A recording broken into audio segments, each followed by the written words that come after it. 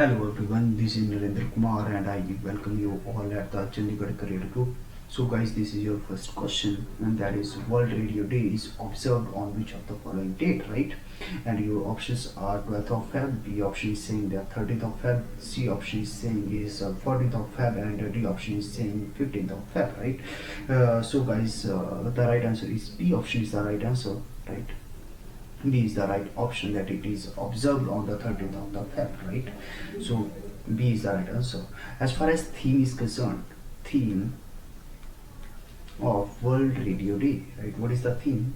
And the theme is New World and New Radio, right? New World and New Radio. Okay. First time World Radio Day first time observed on the 2012. Okay, so basically it was observed by the UNESCO, right? UNESCO, and when UNESCO came into the picture on 16th of November 1945. And where is the headquarter? Now this is interesting question, that where is the headquarter of the UNESCO? It is located at the Paris, right, in the France. And who is the head? Head is Audrey Azoulay, right? Audrey Azoulay, right? Okay. So this is all about UNESCO, right? But UNESCO, it works under the United Nations, right? So it is a subsidiary branch of the United Nations. As far as the United Nations is concerned, its headquarters is located at the New York, right? New York. And who is the Secretary General? Now this is question, who is the Secretary General of UN? Then Antonio Guterres, right? Antonio Guterres, right? Okay. On 13th of Feb, there is a one more day, and that is the National Women Day, right? National Women Day. Okay. So basically, why we observe 13th of Feb as a National Women Day? Because it is the birth anniversary of the Sarojini Naidu. Birth anniversary of Sarojini Naidu, right? Of Sarojini Naidu. And Sarojini Naidu, she is also known as Nightingale of India. Nightingale of India, for her poets and poems, and Bharat Kokila. Bharat Kokila, right? And she was the first governor. She was the first governor of United Province, right? Modern day name is Uttar Pradesh, right? She was the first governor of the Uttar Pradesh, right? Okay. From the Sarojini Naidu, okay, you must hear the name Deen Dayal Upadhyay, right? So we observed Samarpan Divas, right? Samarpan Divas. Okay, it is observed on the 12th of Feb. And why 12th of Feb is important? Because it is the death anniversary of Pandit Deen Dayal Upadhyay, right? Pandit Deen Dayal Upadhyay. So you are supposed to remember those facts. Okay. So this is all about first question. Now moving to the next question. Here is your next question. और इसमें बोला जा रहा है recently क्या हुआ है. Recently theatre level operational readiness exercise Tropex was in the news. Basically ये Tropex what kind of a exercise it is, right? So A option is saying that ये क्या है, एक इंडियन एयरफोर्स की एक्सरसाइज है. सेकंड ऑप्शन कह रहा है कि ये एक इंडियन नेवल एक्सरसाइज है. सी ऑप्शन कह रहा है ये एक इंडियन कोस्ट गार्ड की एक्सरसाइज है. और डी ऑप्शन कह रहा है ये इंडियन आर्मी की एक्सरसाइज है, राइट? सो यहाँ पे जो है क्या है, जो B is the right option. B is the right option की क्या है, ये नेवल एक्सरसाइज है. तो what is the full form of the TROPEX? Basically इसकी फुल फॉर्म क्या है, theatre level, right? Theatre level operational readiness exercise, right? Okay. तो रिसेंटली क्या हुआ है, रिसेंटली इंडिया और यूएस के बीच में क्या कंक्लूड हुआ है, इंडिया एंड यूएसए के बीच में मिलिट्री एक्सरसाइज कंक्लूड हुई है. और उस मिलिट्री एक्सरसाइज का नाम क्या है, इस मिलिट्री एक्सरसाइज का नाम है युद्ध अभ्यास. और क्या नाम है, युद्ध अभ्यास, राइट? युद्ध अभ्यास. अब जो है युद्ध अभ्यास ये हुआ कहाँ पे है, बेसिकली इस बार ये इंडिया के अंदर ही हुआ है। और इसका एडिशन कौन सा था, एडिशन युद्ध अभ्यास का था 16, ये आपको याद रखना है।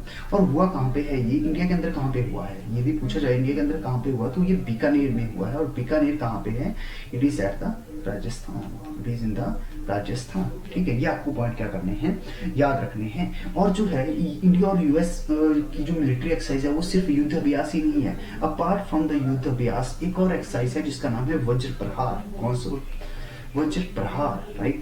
आपको ये चीज याद रखनी है, वज्र प्रहार। और ये वज्र प्रहार क्या है, बेसिकली एक मिलिट्री एक्सरसाइज है between the India and the USA. अभी रिसेंटली क्या थी, जो पैरामिलिट्री फोर्सेस थी ये भी काफी न्यूज में थी। और पैरामिलिट्री फोर्सेस में स्पेसिफिक में बोलूं तो जो है क्या था, सीआरपीएफ काफी जो है न्यूज में थी। अब हुआ क्या था ऐसा कि फर्स्ट टाइम क्या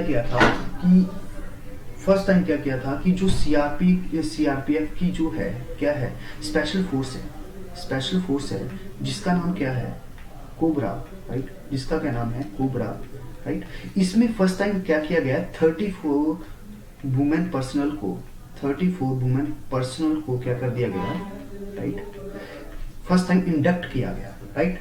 तो ये इस तरीके से काफी इंपॉर्टेंट हो जाता है और आपको ये चीज याद रखनी है। अब कोबरा की फुल फॉर्म क्या है, तो इसकी कोबरा की फुल फॉर्म ये है, राइट, सी से बन गया कमांडो,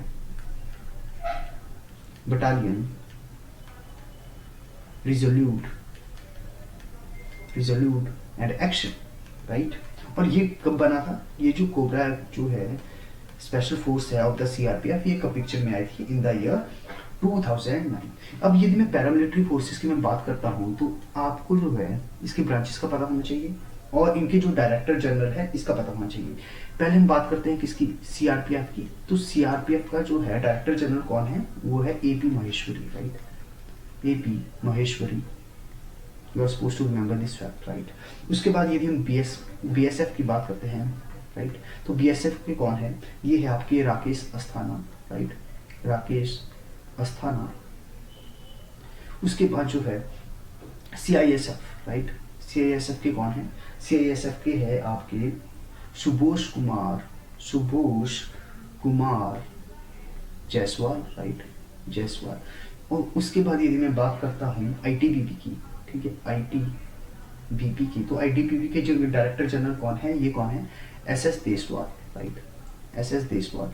और उसके बाद जो है एसएसबी के कौन है, एसएसबी के डायरेक्टर जनरल कौन है, ये है आपके राजेश चंद्रा। कौन है, राजेश चंद्रा, ठीक है। तो सीआरपीएफ के कौन है, एपी महेश्वरी। बीएसएफ के कौन है, राकेश अस्थाना। सीएसएफ के कौन है, सुभाष कुमार जायसवाल। एंड आईटीबीपी कौन है, एसएस देशवाल। एंड एसएसबी के राजेश चंद्रा। ये चीजें आपको याद रखनी है, ओके।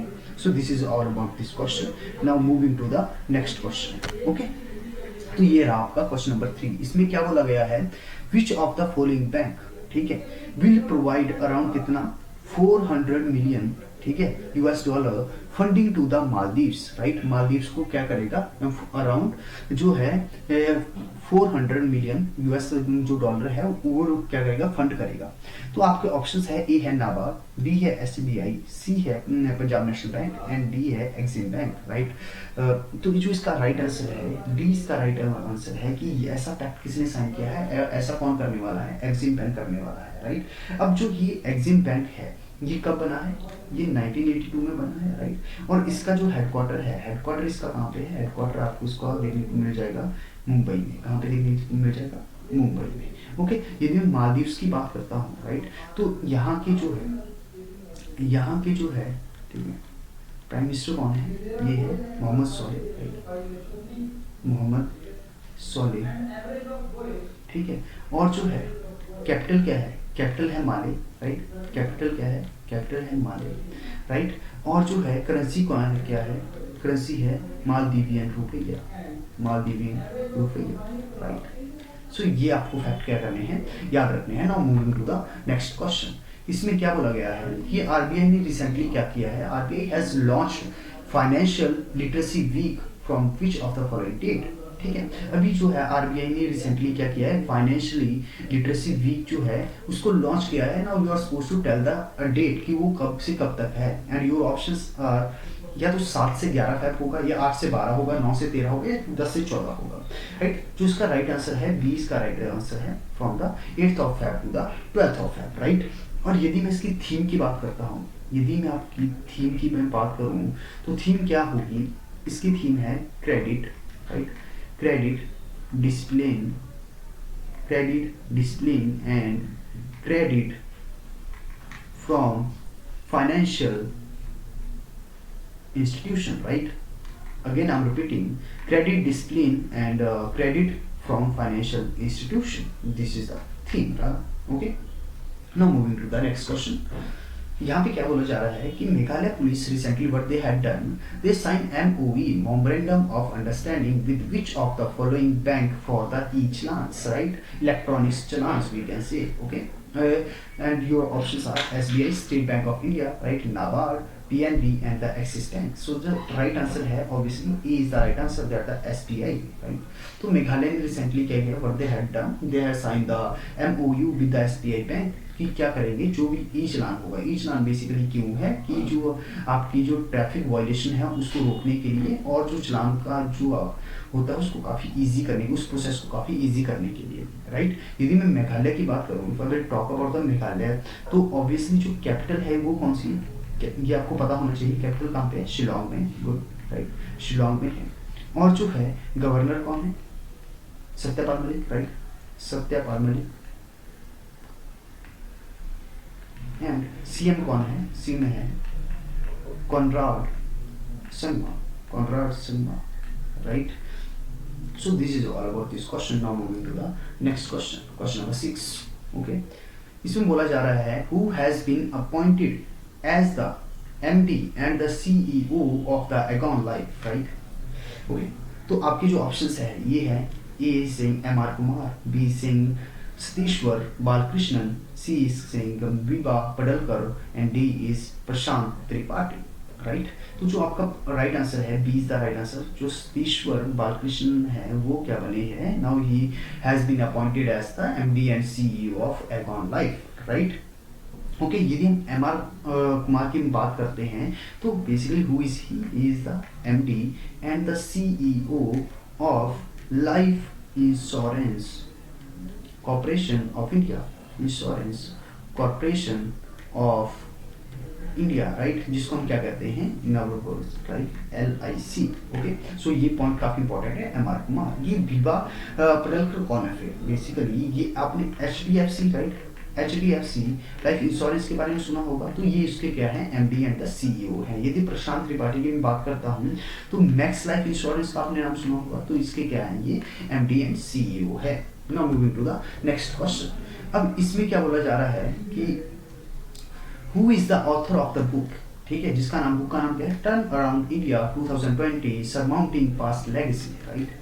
तो काफी इंपॉर्टेंट बुक है, ठीक है, basically it is based upon the economic awareness, right, उसके ऊपर ये बेस है, तो काफी इंपॉर्टेंट है एग्जाम के लिए। तो जो इसका ऑथर आपसे पूछा जा रहा है, इसका ऑथर जो है B is the right answer, that RP Gupta ने इसको क्या किया है, लिखा है। बट लॉन्च किसने किया है, जो जॉर्ज आर्म है, इन्होंने इसको क्या किया है, लॉन्च किया है। ओके, तो फिर ये जो है ये संजीव नोटियाल कौन है, संजीव नोटियाल बेसिकली ये है SBI के MD एंड CEO, ठीक है जी। तो अनीश कुमार श्रीवास्तव ये कौन है, ये है PNB Punjab National Bank Met Life Insurance के MD and the CEO। Okay, now moving to the next question. Okay, this is the 8th question. ये है जल अभिषेकम, जल अभिषेकम ये क्या है, एक वाटर कंजर्वेशन कैंपेन है, inaugurated by which of the following, यहाँ पे कैबिनेट होगा, ठीक है, यहाँ पे क्या होगा, कैबिनेट मिनिस्टर, राइट। और आपके ऑप्शंस है पीयूष गोयल, राइट, और यहाँ पे है Rajnath Singh, C option Gajendra Singh Rawat and D is Arjun Munda, right. तो इसका जो है राइट आंसर होगा राजनाथ सिंह, राइट, राजनाथ सिंह ने क्या किया है, इसको इनॉग्रेट किया है। बेसिकली एम क्या है, ये जल अभिषेकम का एम क्या है, एम है कि हम क्या करेंगे, water for every farm, right, water for every farm and work for every hand, work for every hand, ठीक है, साथ में कहीं ना कहीं एम्प्लॉयमेंट से भी ये जुड़ा हुआ है, ठीक है जी। और इसको लॉन्च कहाँ पे किया गया है, इसको लॉन्च किया गया है मध्य प्रदेश में, राइट, मध्य प्रदेश में, ये भी आपको याद रखना है, राइट। यदि हम बात करते हैं किसकी, पीयूष गोयल की हम बात करते हैं तो पीयूष गोयल जो है ये क्या है, ये रेलवे मिनिस्टर भी है, ठीक है, chamber of commerce, right, commerce minister भी है, राइट, एंड इसके बाद जो है क्या है, ये कंज्यूमर अफेयर मिनिस्टर भी यही है। राजनाथ सिंह क्या है, डिफेंस मिनिस्टर है। बट यहाँ पे हैरानी वाली बात ये थी, जब जल शक्ति जो मिनिस्टर है गजेंद्र सिंह रावत है, तो राजनाथ सिंह ने इसको क्यों इनॉग्रेट किया, ठीक है, इसकी जगह पे किसको करना चाहिए था, गजेंद्र सिंह रावत को करना चाहिए था, यदि हम कॉमन सेंस से आ जाते हैं, बट इन्होंने किया है, we I just have to accept this fact. और अर्जुन मुंडा कौन है, basically he is a tribal affair minister, right, tribal affair minister, right. Now moving to the next question. Okay, recently क्या हुआ है, जो हमारे एस्ट्रोनॉमर्स हैं, they have discovered a concentration of the small black holes in which of the following clusters, right. तो आपके options क्या है, NGC 6397, 6197, 6297 and 6497। जो इसका राइट आंसर है, ए इज द राइट आंसर, कि जो है NGC 6397 था। लेकिन स्मॉल जो है ब्लैक होल्स जो हैं स्पॉट हुए हैं, इनको हम क्या कह सकते हैं, इनको हम जो है core claps, right, core clapped cluster भी कहते हैं इसको, ठीक है, बिकॉज जो है क्लस्टर एक तरीके का फॉर्म हो रहा है, तो इसको कहते हैं कोर क्लैप्स क्लस्टर भी हम इसको फॉर्म करते हैं। और इसको ऑब्जर्व कहाँ से किया गया, इसकी मेजरमेंट कैसे ली गई, जो आपने हबल स्पेस टेलीस्कोप का नाम सुना होगा, उससे ली गई, कहाँ से, हबल स्पेस टेलीस्कोप से, राइट, टेलीस्कोप से, राइट। और जो है